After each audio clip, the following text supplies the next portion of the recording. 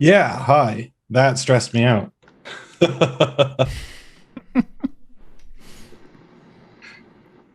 Cthulhu Fatagan to you, my fine sir.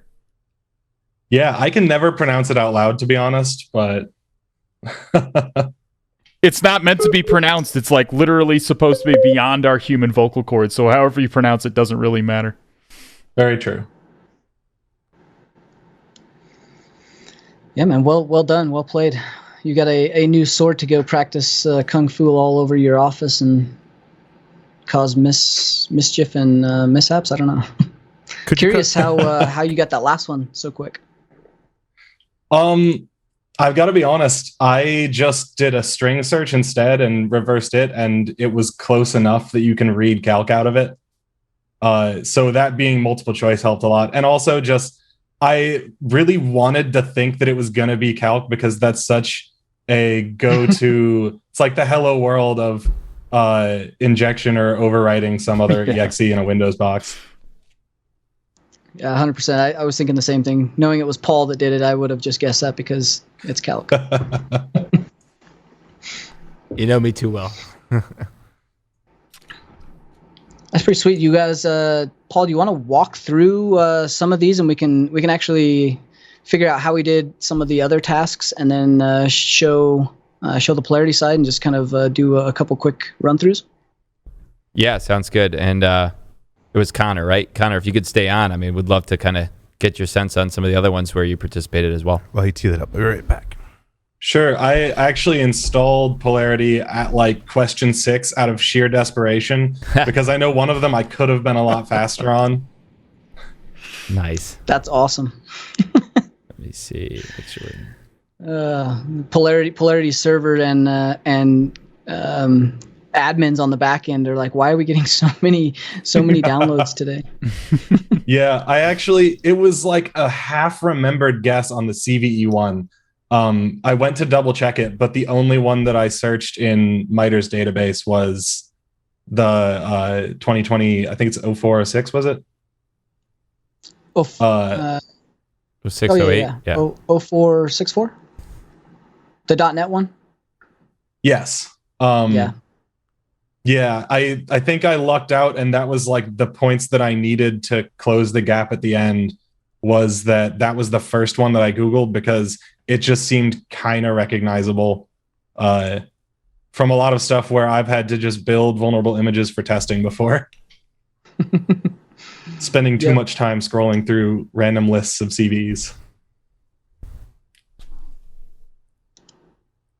100%. So had you used Polarity before this? No, this was the first time for me. Oh, nice. And that's awesome. I think. What do you think? Yeah, I think I could have eliminated that uncertainty and just use the adaptive search thing to highlight all of those, and it wouldn't have been near as much of a nail biter. Yeah, that's yeah. awesome. It genuinely is like useful software. I think if you integrate it into your workflow, I think it really can make your life a lot easier.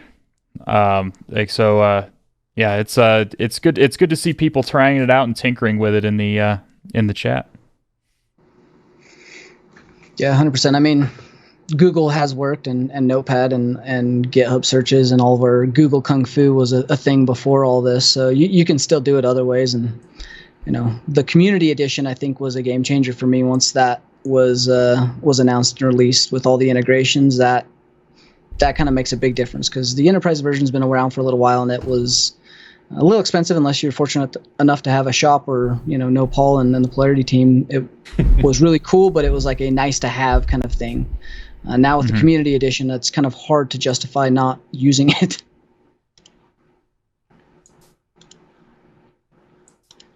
Yeah, it's definitely definitely worth at least playing around with.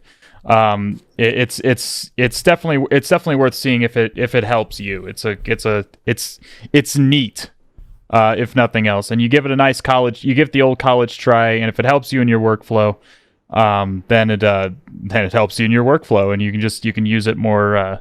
You can come up with more uses for it, or even maybe write some of the integrations. That's right. Yeah, you can build on top of it. It's a good time. Like I said, I may tinker with using it with the stream. Awesome. Yeah, I would be curious to see how that plays out in some of the CTFs for you. You might have to do one of those streams with it. That'd be kind of cool. Yeah, Again, like I've used it and I've come back and I've left it and I've come back, and sometimes I forget why I even leave it. And you just have different workflows for different job functions, so that also plays into it. I was interested to see if the highlight functionality would help me see stuff, because a lot of times there's stuff like my tools have given me output, and I see the output.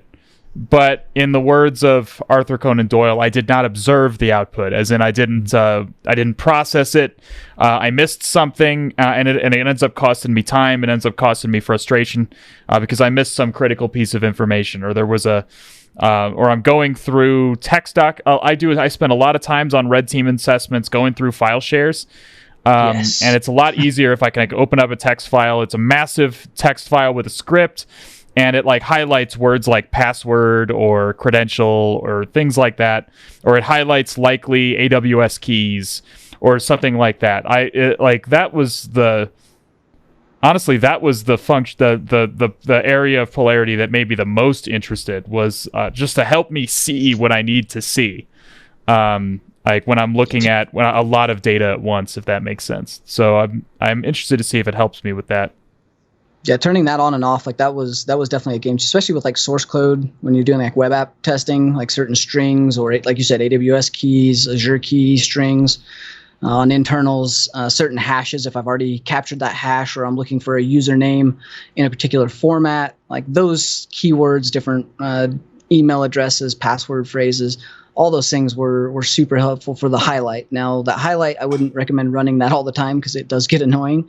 And you end up with alert fatigue, just like anything else. But evaluating, like you said, very large strings of text. The other nice thing that we were using it for was some of the VirusTotal, where it was querying hashes against VirusTotal for known hashes, and we would actually make sure that our stuff wasn't ending up in that database. You can do that offline and pull that down in different ways, but this was kind of a fast and dirty way to check certain tools and certain means of doing things. Yeah, for that methodology, you could probably check sandboxes as well to make sure your own wares didn't end up in some public malware sandbox, even beyond VirusTotal, Joe's Sandbox, Hybrid Analysis, any.run, any of those things. So I'm sharing my screen now, and I can walk through, and then we can kind of talk through just like we did in the last one. What what methodology might have been fastest here. So we still on with Connor? All right. So I'll show the Polarity method. I know you did this one without Polarity, right? Because you didn't install until question number 6. Yeah, it was around 6. So curious, what did you do to? Did you go backwards? Did you go from the passwords over to the hash, or did you Google search the hash itself? How did you solve this one? Just from experience doing CTF challenges before, I jumped straight over to crackstation.net. All right, threw the hash in there and got the quick answer. Yeah, that one is just basically, I think it's just pre-computed rainbow tables that you can functionally Google search. Awesome. Yeah, so this one for me in this example, if you were using Polarity, would have been clicking between either GitHub and spotting it here, or on the Google search here, and getting the decoded version there right here. So even without clicking into it, you could have spotted the answer for that. Here it is as well.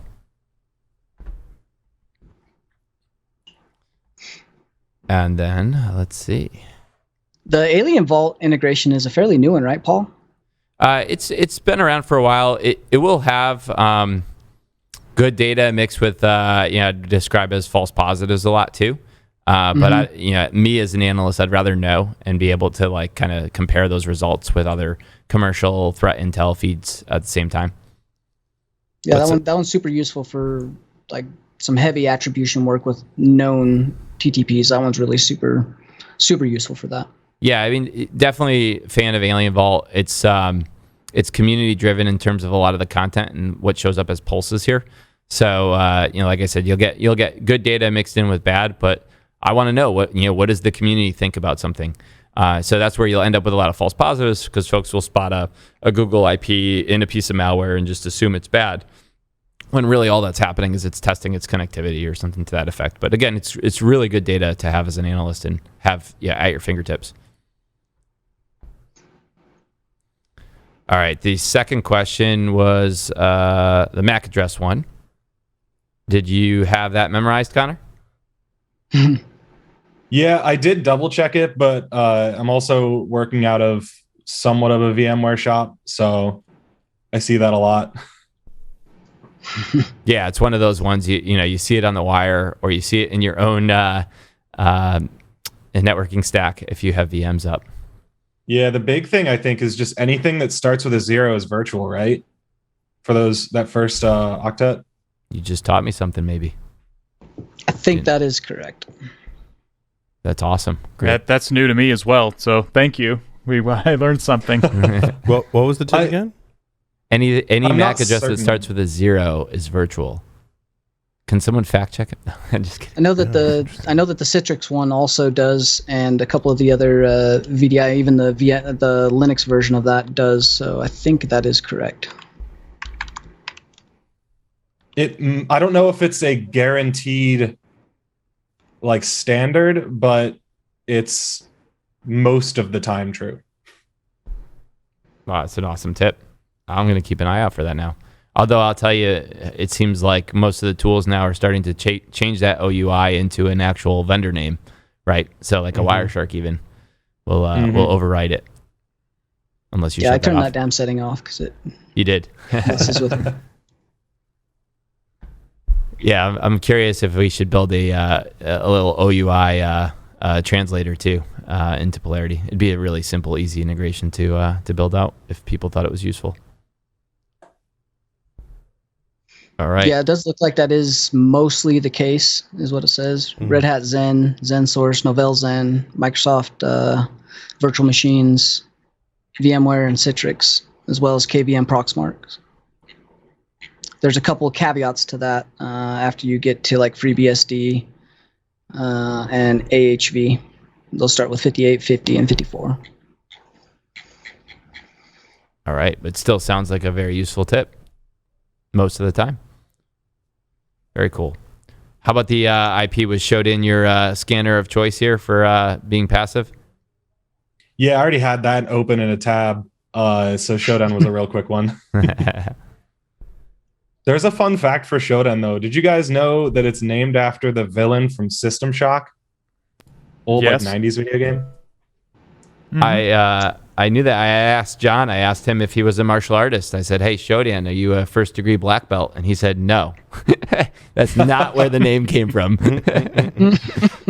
That's funny because that's actually what I jumped to as well. I have a second degree in a style of karate, and it's not a coincidence that they're both named that, as far as I know, because Showdown roughly means like the first step.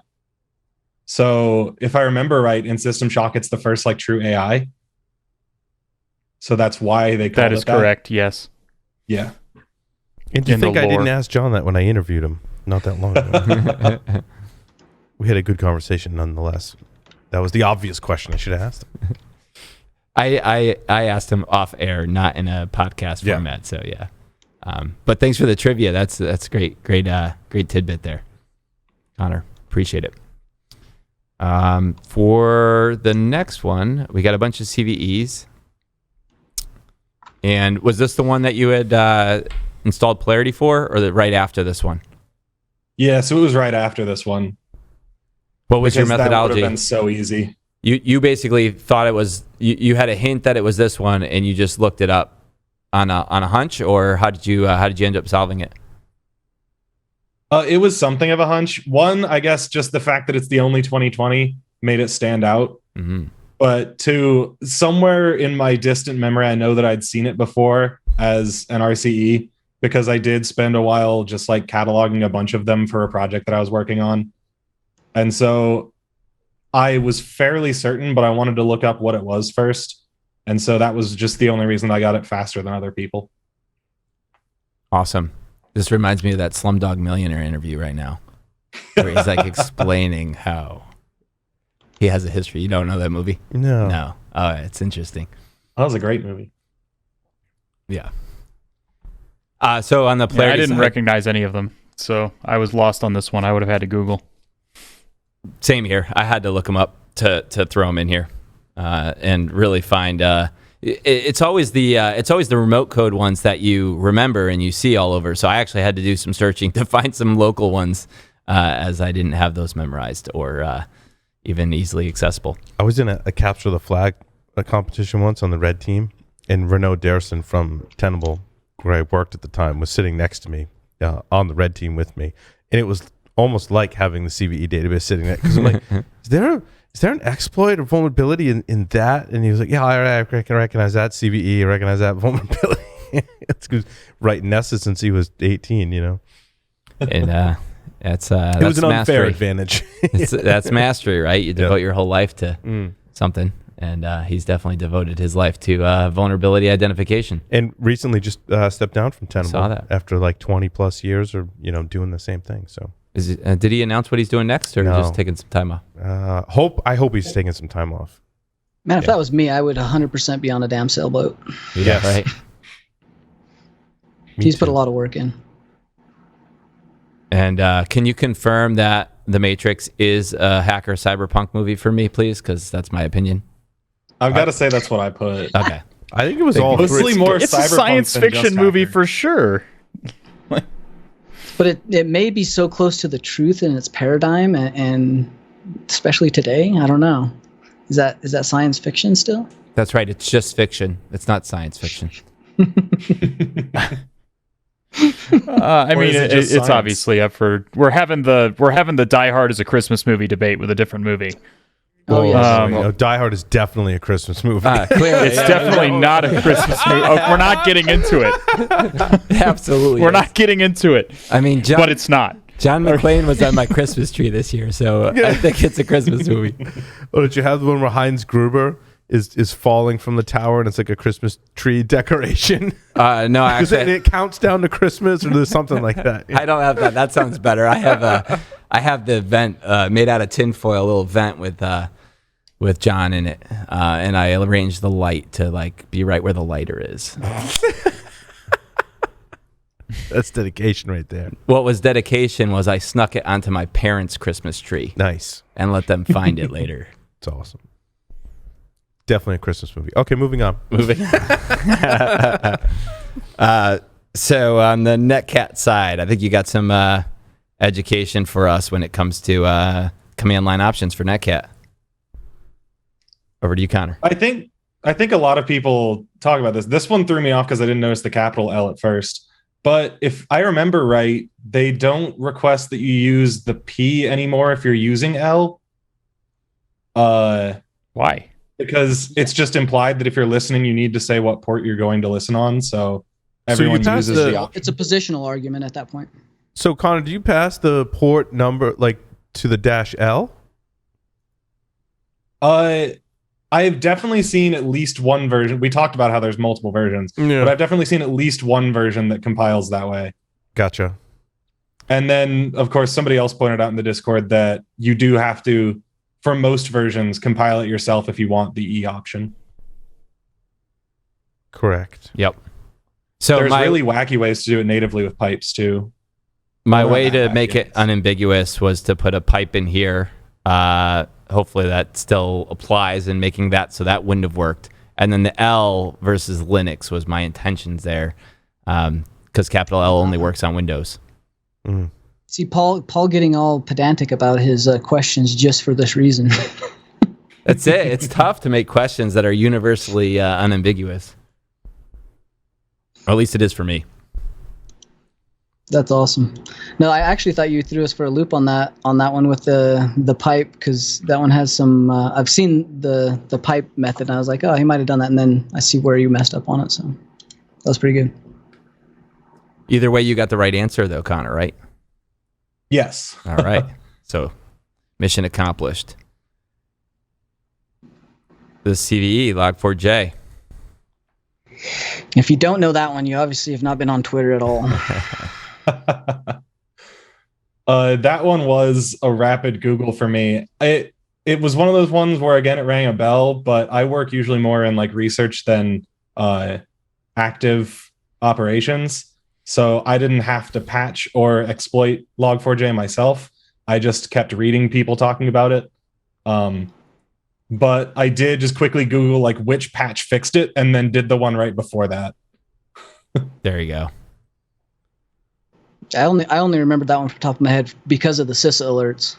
Like I work through those CISA alerts pretty regularly, and that was a good one. That's it. So we have a US Cert integration that pulls those CISA alerts to the top, which I think is one that stays fairly up to date when it comes to these types of things. That one is super useful because CISA's put a ton of work into this side of their alerting, reporting, and just dissemination of information very quickly in a summarized version with like a lot of resources. I think that's phenomenal. Yeah, and the free-form search, so you can do stuff like, just log4j, and then here's my US Cert posts about that. Oh, wow. Or Hafnium, or you name it, whatever flavor of the week is that you're trying to figure out. You throw it in there, and you'll get the top-ranked US Cert CISA post for that. See, I'm still not good enough at using Polarity.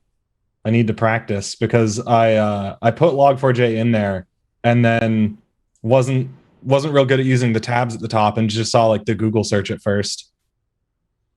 Yeah, and that's where I think Al made the point. There was multiple CVEs for Log4j, so just throwing that in there for this question might not have been too helpful. And yes, the CISA alerts are part of the community edition. You do need to enable the US Cert. It is the US Cert tab on the top. Yep. Thank you for that. How about for the default password? Did you get that one? Now, you knew this one by heart, right? Actually gave me a new tool. Wait, what? Oh, you didn't know this one by heart?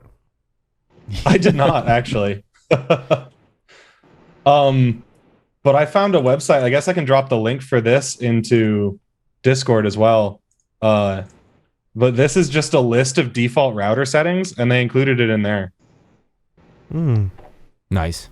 Yeah, I wasn't tracking that one. I've not seen this one. There's a ton of default router lists out there. I've seen a bunch of them. I haven't seen this one either. That's interesting. It was just the first default router list that popped up when I was looking for one. But this whole website seems pretty good. I wonder where he's pulling this from. Very cool. At least one of his results is correct. I know that much. I'm looking at it now. I used GitHub here as the one for this SCADA password list, and you could get the answer without pivoting it into it if your eyes are sharp. Nice. Yeah, there's a couple really good GitHub ones. That's the first place I would go for defaults. Is it Daniel Miesler has a pretty good one? Yeah. Collection of them, right? He has maintains a collection of them.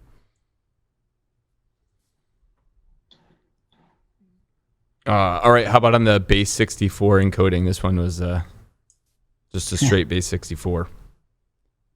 Yeah, this one almost got me, actually. This is where I think I slipped a little bit on my lead because I mentioned in Discord when I copied it over, I had a new line, and I didn't see that for a good 30 seconds, and so none of my answers matched.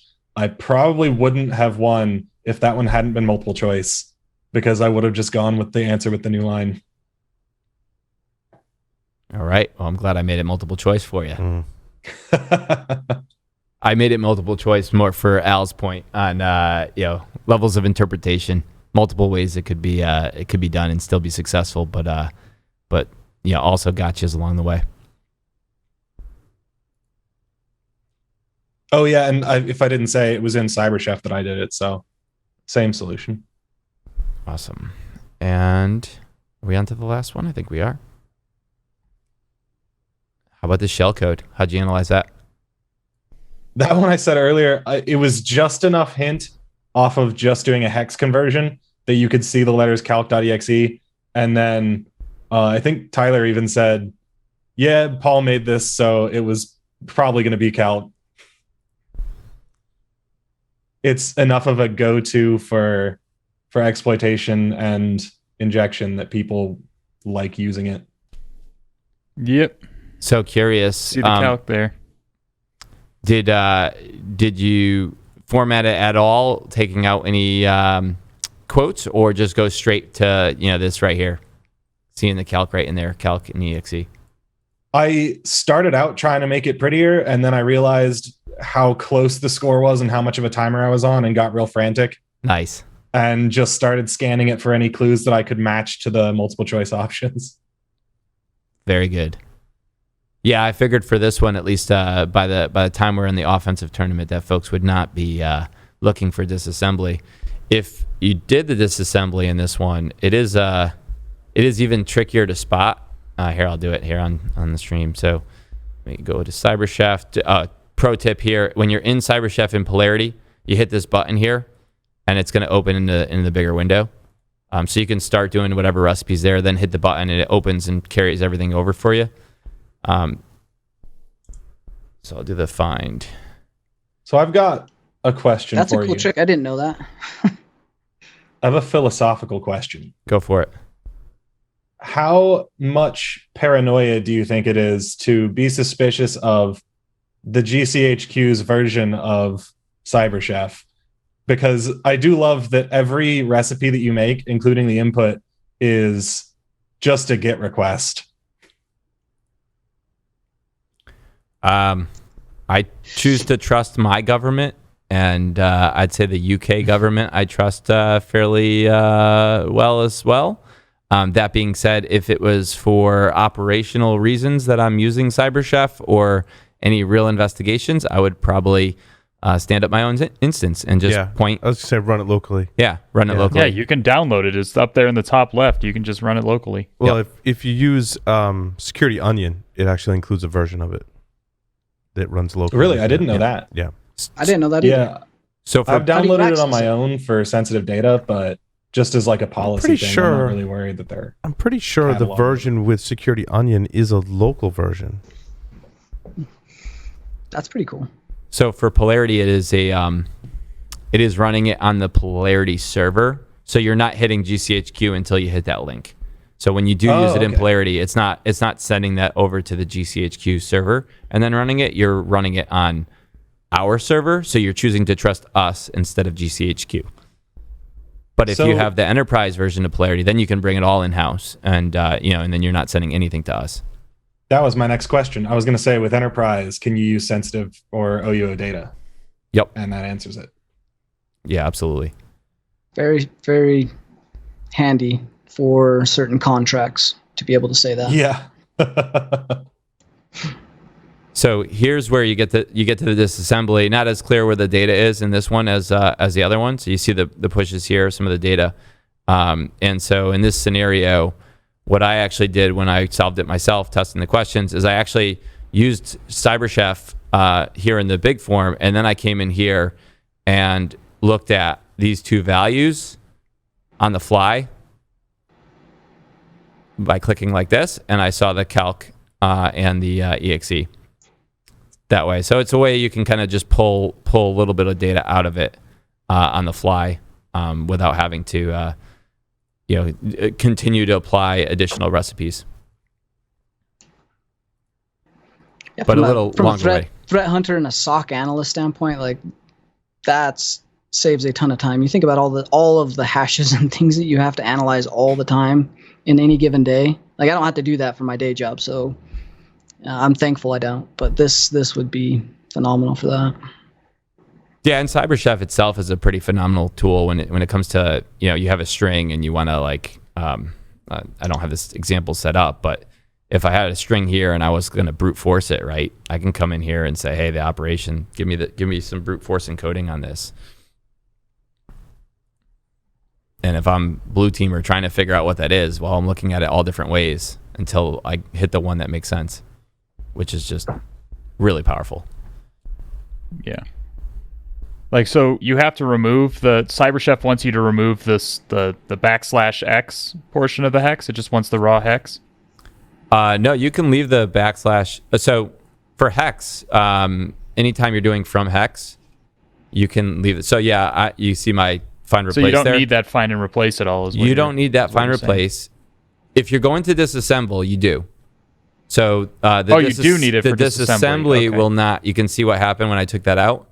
That explains why it didn't work for me. Right. So that's not going to work there when you take that out. So you need to remove the quotes and you need to remove the /x, and then it just wants the raw hex string. That's right. Raw, clean hex string for disassemble. Okay. But for just the from hex function here, that is smart enough to start removing the /x. I don't think it's removing the quotes though. I think you still would want to do like a find replace and clean that up with a quote. So you just put the quote in here. Check this over to string.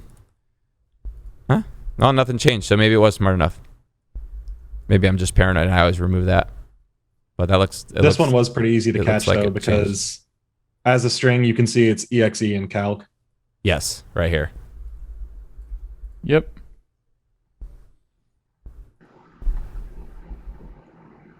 All right, so we're at 4:36. I think we got through the questions here.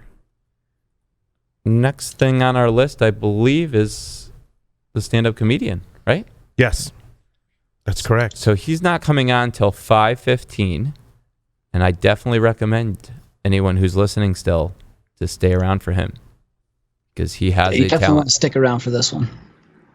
If you've never seen Chris Turner perform live, you should hang around for sure.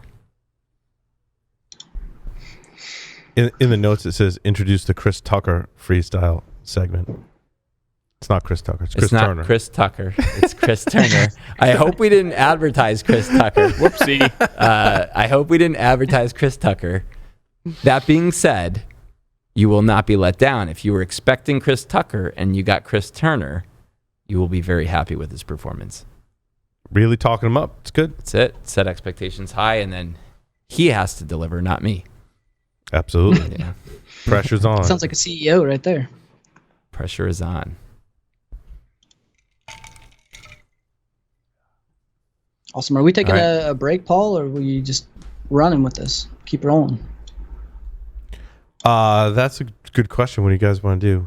Do you want to take a break? Do you want to give the stream watchers a break, or Let's take a break. take a break? Okay. Paul says take a break. You just got to come back, though. I mean, Come back at 5:15. Yeah, you have to come back. We can keep the stream going. We can just put up a. We'll be back. I was gonna say someone can start hashing out the diehard Christmas argument in Discord, and we'll commentate from here and stay neutral. I think Paul needs to give a whole thing on CyberChef. Yeah, that actually was super useful. Seeing a couple of those tricks that you did there, I've used it quite a bit, and I didn't do some of those.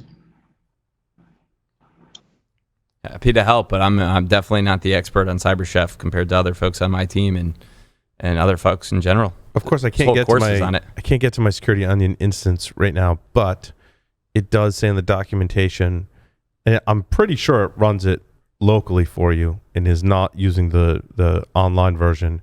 But it says starting in Security Onion 2.3.70, you can send all visible packet data from PCAP to CyberChef. That's pretty cool. Click of the button. Wow. Yeah, that sounds very useful. We'll take a break and we'll be back at 5:15. So stick around and don't miss Chris Turner, the comedian who will make you laugh. We'll be back. Stay tuned.